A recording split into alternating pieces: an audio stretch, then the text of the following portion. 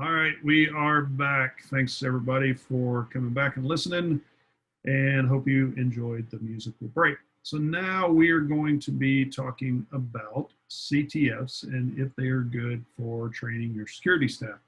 So two things to look at for this. One, the inspiration really is that we're going to be doing a capture the flag for Cybersecurity Awareness Month. If you are not familiar, Cybersecurity Awareness Month is coming up next month, October. That's been going on for a long time, kind of like Earth Day. It's been going on for a long time. And pretty important month. I mean, it can get a little cheesy. People can do some kind of silly things, but we figured, hey, let's do a cool CTF and make that free. So that's going to be coming out the first full week of October. We're going to be running that for 4 weeks. We're going to have 4 different sponsors who are going to be helping us with that, and we're actually pretty excited about it. And John and people on that team over there have been helping build that over the last few weeks. And actually, right now internally, we're testing it and playing around with it, make sure there's no flaws or anything like that. So one of the things that we thought might be a good question is to talk about how CTFs can help train cybersecurity professionals and train your security group. And John actually gave an article from Forbes that was from last year, I think, but the topic is the same, is still good, obviously, is can CTFs help close the cybersecurity skills gap? So talking about more in general than training your staff, but still it very much applies to your to being able to train any of your security professionals on your staff in hacking skills and being able to learn how adversaries act. So with all that being said, the article will be in the notes and you can read that, but I wanted to talk to you, John, since you were specifically you do red team stuff here and you've helped develop this. Give us your thoughts and then we'll kind of discuss on how you think, how effective you think CTFs are for training security professionals. Yeah, so I think this is a great topic. I'm a big fan of CTFs, both from a participant's perspective and as a training tool.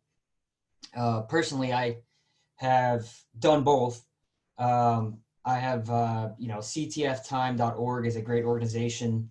They're kind of like the championship bracket of CTFs. DEF CON qualifier goes through CTF time, and anybody can sign up, and pretty much any weekend there's a CTF going on. But I think they're great for training in a lot of different ways. Even the threat emulation that we were talking about coming from MITRE.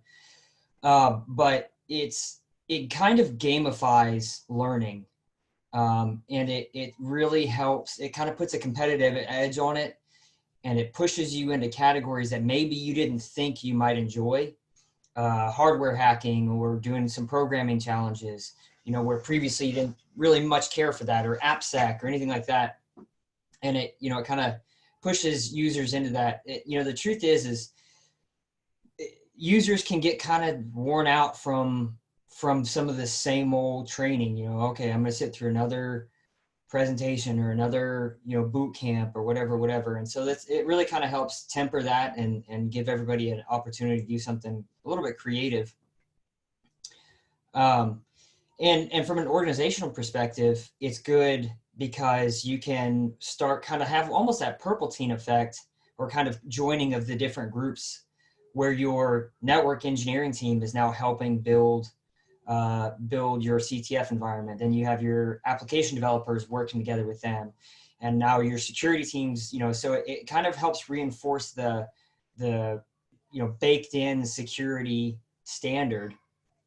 So I think it's great from that perspective. And the other thing that's nice is it doesn't just have to be red team. There's plenty of CTFs out there where you're analyzing PCAP files from Wireshark from a data dump, or you're doing some type of forensic analysis or memory analysis. So it's great because it's as broad a spectrum as you want it to be, or as narrow focused as you want it to be.